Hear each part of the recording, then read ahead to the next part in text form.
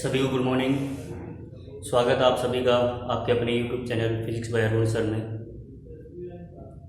अपने physics first के पहले जो चैप्टर किए थे उसमें एक तो अपने किया था 5वां चैप्टर और एक अपने किया उसमें 6ठा चैप्टर। वो चैप्टर अपने कंप्लीट हो चुके हैं। आज अपने नया चैप्टर स्टार्ट कर रहे हैं और नया चैप्टर संशोधित पाठ्यक्रम के अनुसार है, नाभिकीय भौतिकी।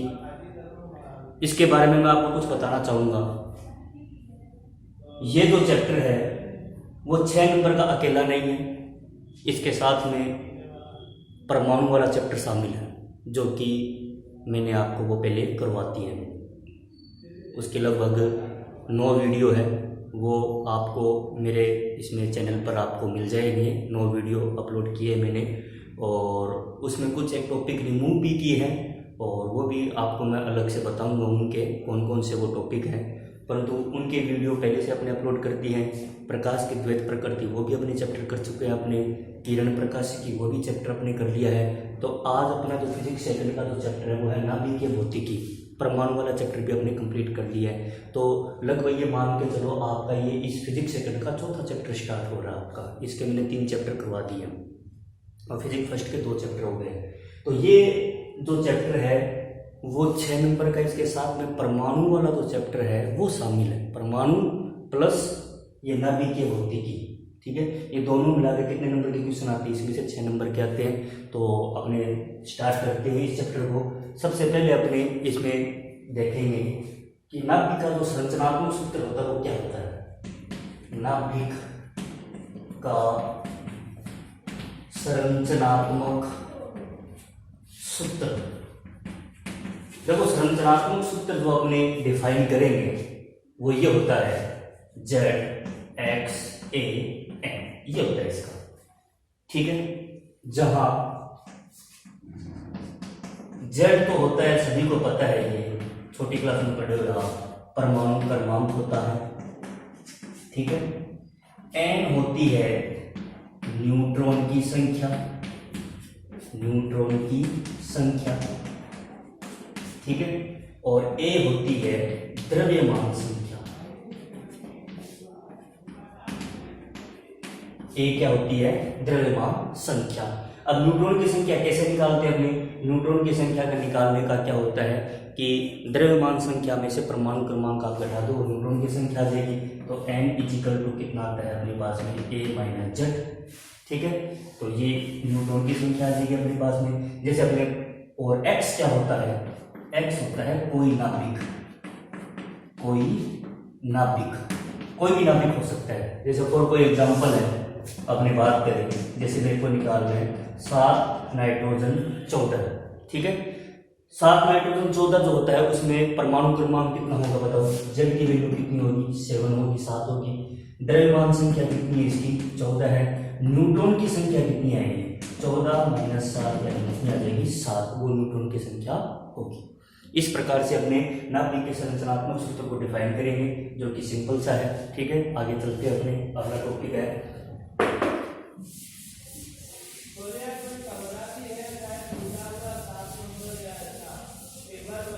अगला है अपने परमाणु द्रव्यमान मात्रक। अगला टॉपिक है परमाणु द्रव्यमान मात्रक, एटॉमिक मास यूनिट, ठीक है। जिसको अपने शॉर्ट में बोलते हैं AMU, ठीक है। परमाणु द्रव्यमान मात्रक ये क्या होता है कि परमाणु के द्रव्यमान को एक छोटे से मात्रक से व्यक्त किया जाता है, जिसको अपने क्या बोलते हैं? परमाणु द्रव्यमान मात्रक बोलेंगे, ठीक है। तो परमाणु के द्रव्यमान को एक छोटे से मात्रक से व्यक्त किया जाता है, मात्रक से व्यक्त किया जाता है जिसे परमाणु द्रव्यमान मात्रक कहते हैं। परमाणु द्रव्यमान मात्रक कहते हैं। ये इसकी डेफिनेशन है भाई परमाणु द्रव्यमान मात्रक की, जिसको अपने AMU से व्यक्त करते हैं। अब बात करते हैं जैसे AMU किसके बराबर में होगा, वो ध्यान में रखना आपको। 1.67 गुना 10 की घात माइनस 27 किलोग्राम होता है एक AMU। ठीक है, तो एक AMU बराबर में कितना होगा, 1.67 गुना 10 की घात माइनस 27 किलोग्राम। अब बात करते हैं, इसमें कई बार क्वेश्चन पूछ लेते हैं कि परमाणु का जो द्रव्यमान है वो किससे मापा जाता है, तो स्पेक्ट्रोमीटर या स्पेक्ट्रोग्राफ से मापा जाता है। ये इसमें एक विशेष बात आपको ध्यान में रखनी है कि परमाणु के द्रव्यमान को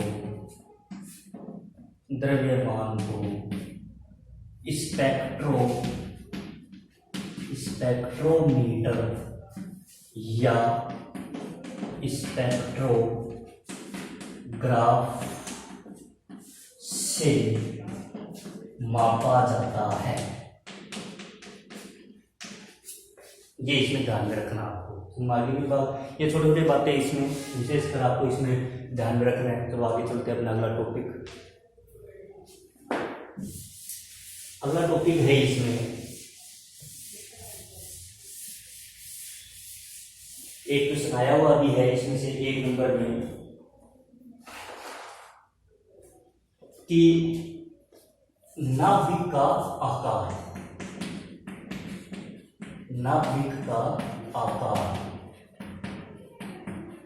साइज ऑफ न्यूक्लियस, नाभिक का आकार क्या होता है। देखो इसमें क्या है कि नाभिक की त्रिज्या और द्रव्यमान संख्या में एक संबंध होता है। ठीक है, नाभिक की त्रिज्या कैपिटल R व द्रव्यमान संख्या कैपिटल A में निम्न संबंध होता है। इस संबंध से नाभिक का आकार ज्ञात किया जाता है।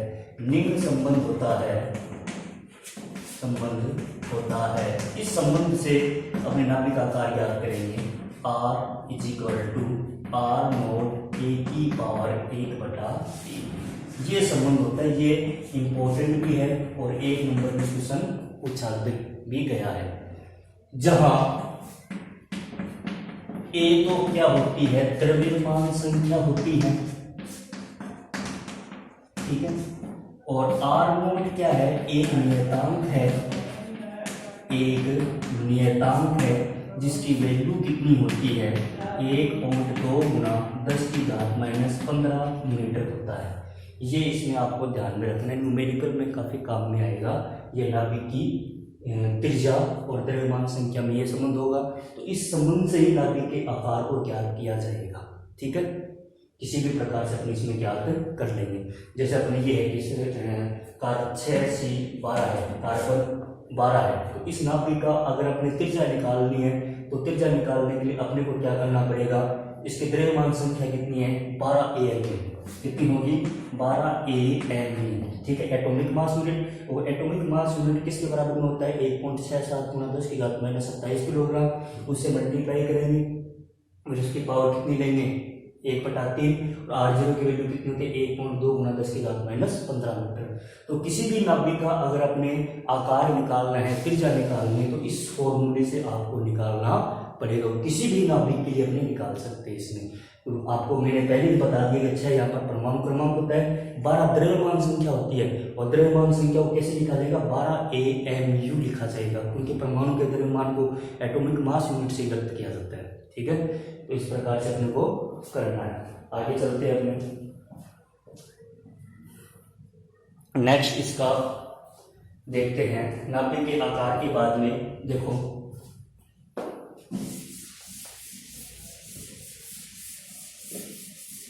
आगे इसमें है, यदि नाभिक को कैपिटल R त्रिज्या का गोला मान ले, ठीक है, यदि नाभिक को कैपिटल R त्रिज्या का एक गोला माना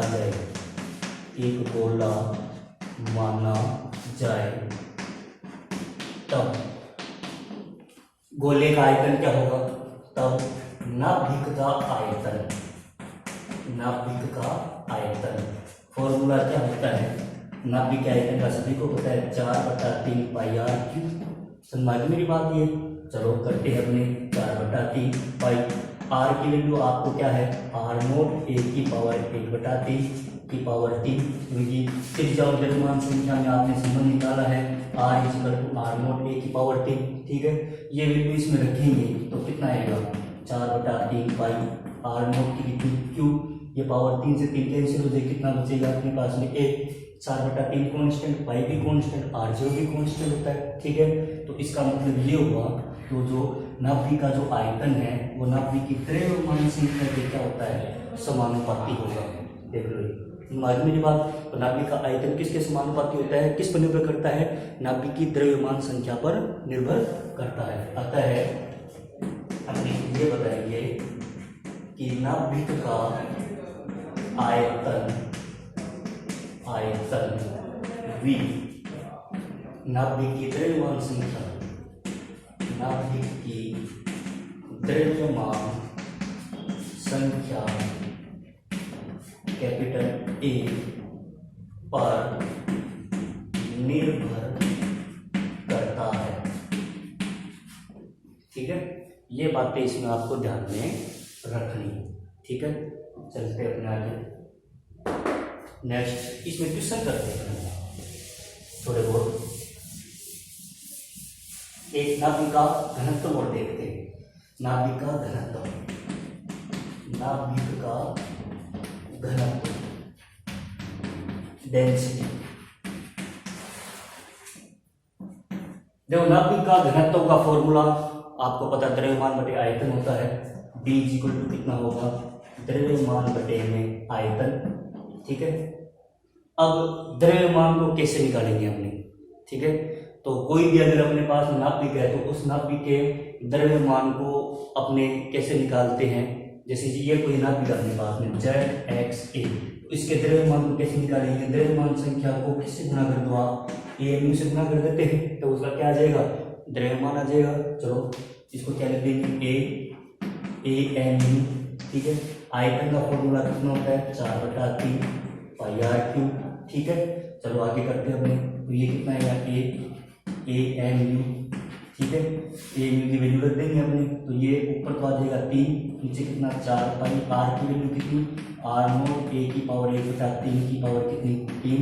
इसको हल करेंगे तो कितना आएगा 3A इंटू 1.67 गुना 10⁻⁻27 बटे में कितना आएगा ये 4 इंटू 3.14 और इंटू में कितना आएगा आर नोट की पावर कितनी 3, ठीक है। और ये कितना आ जाएगा ये आ जाएगा क्योंकि पावर 3 इसके ऊपर आ जाएगी और इसकी ये 3 से 3 कैंसिल हो जाएगा, कितना बच गया A, तो A से A क्या हो गया कैंसिल हो गया। तो अपने पास में D की वैल्यू कितनी आएगी D equal to A into 1.67 गुना 10⁻⁻27 बटे में कितना जाएगा ये 4 इंटू 3.14 इंटू आर नोट की वैल्यू कितनी थी अपने पास में लगभग इसकी वैल्यू आती है 10⁻⁻15, ठीक है। आपको मैंने बताया कि पावर 3, इसको जब हल करते हैं तो डी का जो मान आता है लगभग डी की 10⁻17 किलोग्राम पर मीटर क्यूब, ये वैल्यू है। नाभिक का घनत्व इतना होता है, देख लो आप 10⁻17 किलोग्राम पर मीटर क्यूब होगा, ये नाभिक का घनत्व होगा। समझ में बात ये किस प्रकार से निकालना है, ये थोड़ा सा ध्यान में रखना है। किसी भी नाभिक का अगर द्रव्यमान निकालना है उसके द्रव्यमान संख्या को AMU से मल्टीप्लाई कर दो तो उसका क्या आ जाएगा द्रव्यमान आ जाएगा, ठीक है। अब क्वेश्चन करते हैं थोड़ी बहुत इसमें।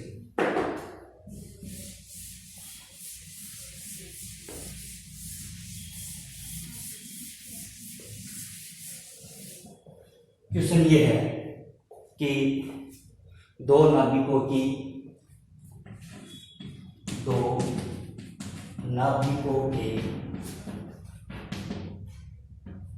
द्रव्यमान संख्या का अनुपात, द्रव्यमान संख्या का अनुपात A1/A2 का मान दे रखा है 8/27 है। तब पॉइंट नंबर 1 R1 बटा R2 पॉइंट नंबर 2, V1 बटा V2 पॉइंट नंबर 3, D1 बटा D2 ज्ञात करो। ये क्वेश्चन आपको करना है। क्वेश्चन दिया हुआ है, आपको द्रव्यमान संख्याओं का अनुपात दे रखा है और उसमें आपको त्रिज्याओं का अनुपात, उनके आयतनों का अनुपात और उनके घनत्वों का अनुपात आपको ज्ञात करना है। और इसका जो जवाब है वो आपको मेरे इसके कमेंट बॉक्स में देना है। वीडियो को ज़रा सा भी स्किप नहीं करना है, पूरा सुनना है, ठीक है। और आपका ये नया चैप्टर चला है और ये जो चैप्टर है उसके साथ में परमाणु वाला चैप्टर जुड़ा हुआ है। कितने नंबर का? 6 नंबर का है। और ज़्यादा से ज़्यादा मेरे चैनल को लाइक, सब्सक्राइब, शेयर ज़रूर कीजिए। धन्यवाद।